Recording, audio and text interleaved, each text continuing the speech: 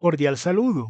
Bienvenidos de nuevo a este su espacio de temas y problemas literarios. ¿Ustedes consideran que nos hallamos en un momento de oscurantismo literario, un momento de retroceso, un momento de pérdida de la calidad?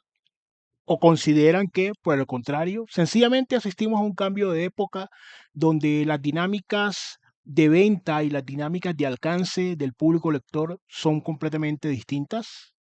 Vamos a hablar de este tema, no sin antes recordar que soy Sundiata Keita, escritor, miembro fundador del colectivo artístico Epísteme Colombia y su anfitrión en este su espacio. Sin mayores dilaciones, vamos a continuar reflexionando alrededor de este tema, porque es un tema no solamente de urgencia, sino de importancia, debido a que ciertamente, cada vez asistimos a un fenómeno que hemos ido tratando en el canal, ¿cierto? Y que como todo tiene vasos comunicantes y, digamos, se tienden puentes también con otros temas que se han venido dando, que tienen que ver con la proliferación de determinados textos, el asunto de la calidad de los textos y todo lo demás, ¿cierto? ¿Cómo afecta esto al escritor? Acá hemos hablado un poco de cómo escribir para una audiencia internacional, cómo aportar valor. También hablamos un poco de nuestra postura sobre lo que denominamos pan literatura y pan poesía, ¿cierto? Pero ahora nos vamos a enfocar en esta reflexión desde el otro punto de vista, un tanto aciaga, un tanto lúgubre, alrededor de la existencia de un momento, de un bache, de un oscurantismo.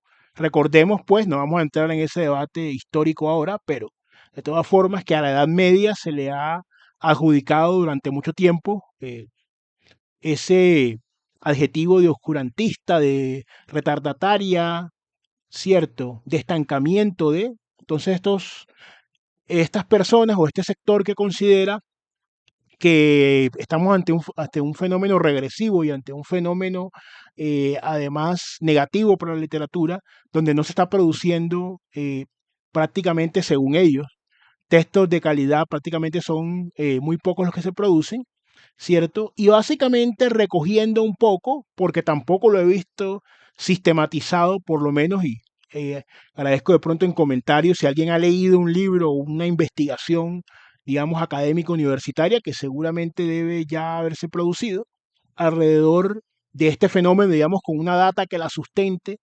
si esta postura pues cuenta con, de entre sus apologetas, a alguien que haya hecho unos estudios para determinar tanto el tema de la calidad como el tema de cómo se alcanzan los lectores, pero de todas formas, básicamente recogiendo los comentarios en redes sociales y lo más importante, desarrollando nuestro propio criterio alrededor de eso, encontramos que este sector que hemos denominado aquí los novísimos clasicistas, es decir, el otro sector, el otro extremo, que se pretende que se escriba como en el siglo de oro español o que se escriba como en determinado periodo histórico, apegándose a unas determinadas formas, ¿cierto? Porque si los panliterarios pecan por una actitud, un discurso, una postura según la cual todo es literatura, porque no hay ningún canon que sea 100% válido y por tanto todo está abierto, los novísimos clasicistas, por el contrario, consideran que todo pasado fue mejor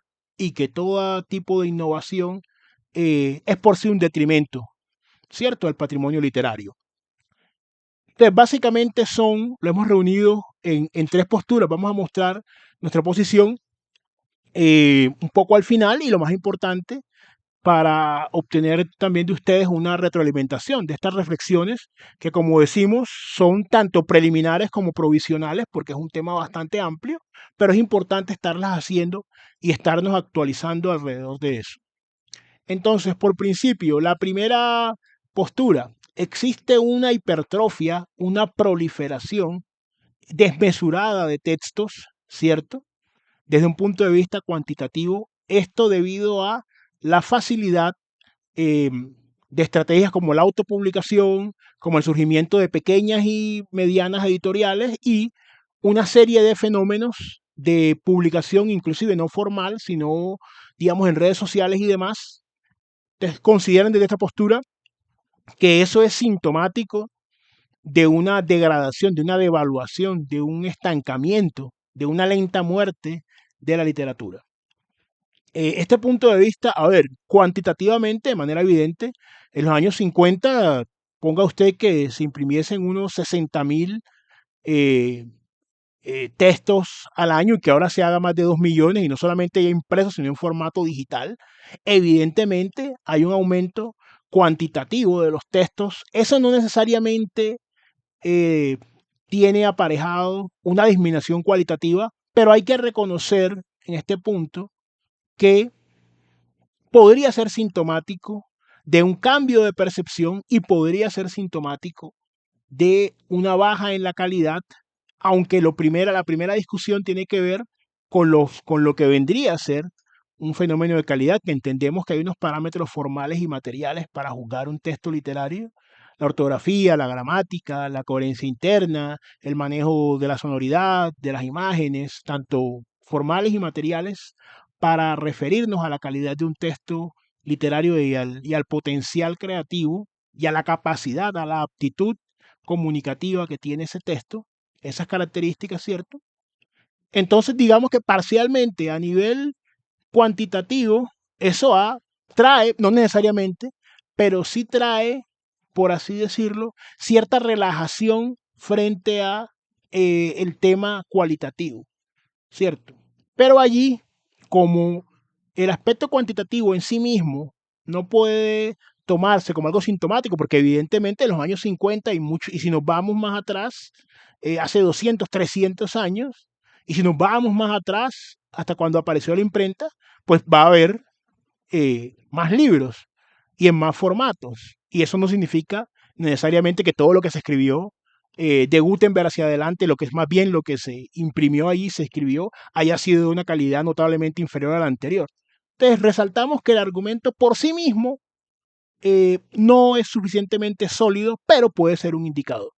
Ahí habría que hacer una investigación, pero al ser tantos libros los que se producen, eso queda ya en un plano de la apreciación. Y como los novísimos clasicistas sienten un apego, en muchos casos un fetichismo por autores, por obras, por escuelas, por tendencias literarias anteriores, digamos que tienen un sesgo cognitivo frente a eso. Pero digamos que el elemento cuantitativo, que si bien es una necesidad histórica, ¿no? Y se ve ese cambio cuantitativo y un mayor alcance por las nuevas tecnologías, también puede ser un indicador, ciertamente, ya sería un trabajo de campo de ellos y un trabajo teórico, demostrar esa correlación. Aunque para ir cerrando este punto se puede decir que evidentemente a mayor cantidad de libros, ¿cierto? Y a mayor facilidad al amplificar, digámoslo así, eh, la cámara de resonancia que pueden tener las personas a la hora de escribir, también podría haber una relajación, pero no necesariamente. El segundo, que nos parece que también es un poco, por así decirlo, demasiado coyuntural, nos parece un argumento muy endeble, pero es el que más se usa. ¿Cuál es este? Ya que no solamente hay una más facilidad para producir una mayor cantidad de libros con menos calidad, sino que además, eh, por el auge de las redes sociales y por el marketing que se hace, los libros tienen alcance en virtud de los seguidores, de los likes, de los me gusta, de las vistas que tenga un determinado escritor. Esto nos lleva un poco al fenómeno de los booktubers, no nos vamos a referir a esto ahora acá en este canal. Sin embargo, hace poco hubo una controversia por una booktuber que había manifestado, pues ella hacía sus reseñas de libros y al tener ya tantos seguidores, una editorial decidió darle la oportunidad para que ella escribiera, pero ella no se había de alguna forma identificado o no había mostrado una preponderancia como escritora. Entonces, eso ha levantado muchas ampollas entre los escritores que eh, han visto ese fenómeno, no en todos, pero sí en muchos, porque dicen, bueno, tanta gente que lleva años y un trabajo y ha estudiado literatura pura o letras o como les digan en su diferente país, a esta especialidad académica y las editoriales no le publican. Ahora, acá también lo hemos dicho. Entonces, ¿es visible? Sí. ¿Es reciente? Sí. ¿Podría ser sintomático? Tal vez. ¿Por qué? Porque la calidad del texto, por más seguidores que tenga alguien que se dedique, no significa que todos esos seguidores le vayan a comprar el libro. Si el libro no pasa por unos filtros formales y materiales que acabamos de decir, parte gramatical, parte ortográfica, la sintaxis, la coherencia de la obra, el núcleo narrativo, esa clase de cosas, ese libro no va a tener un alcance. Ya hemos visto en años precedentes, por ejemplo, ciertos youtubers que querían escribir, ciencia ficción sobre todo, con millones de suscriptores y sin embargo nunca se dispararon en ventas. Ahora, el fenómeno de los booktubers tiene que ver un poco con gente que sí es del nicho literario, pero eso no necesariamente es sintomático de una decadencia de la literatura. Anteriormente, pues, hace muchos siglos lo que había era mecenazgo. Y uno podría haber dicho lo mismo. ¿Cuánta gente no murió en, en el desconocimiento? Aquí hablamos de autores, por ejemplo, que murieron sin ver su fama. Entonces, en ese momento también existían ciertas vías de acceso, pues guardando las proporciones. Diríamos entonces que ese argumento no es tan fuerte, ¿cierto? Que es más bien coyuntural y que no es necesariamente sintomático de una decadencia o de un oscurantismo en la literatura. Finalmente, en este estamos un poco más de acuerdo, tiene que ver, eh, aunque ellos lo expresan de una manera más categórica, la ausencia de calidad en los textos, la ausencia de esmero en la mayoría de escritores emergentes. Esto, lógicamente, es una generalización que no resiste mayor análisis, pero si uno lo matiza y lo lleva al fenómeno pan literario, que es el otro extremo, vemos que eso evidentemente se está dando porque hay una creencia cada vez más generalizada en que la simple y la mera intencionalidad creativa del escritor o del poeta le confiere un carácter artístico a su obra, pasando por encima de esos criterios tanto formales como materiales, y además, como hay una erosión del concepto de verdad, que es una cuestión mucho más, es metaliteraria, pero permea la literatura, penetra la literatura, es decir, al erosionarse no solamente un canon determinado local o mundial literario, sino al erosionarse el mismo concepto de la certeza, ¿cierto? El mismo concepto de la existencia de criterios, de parámetros objetivos, al ser eso erosionado por el relativismo y por el subjetivismo, ¿cierto? Que van de la mano, porque todo es relativo. Entonces, si todo es relativo, pues nada es verdad ni nada es mentira, nada es cierto, nada tiene buena calidad ni mala calidad, sino que depende del punto de vista, ¿cierto?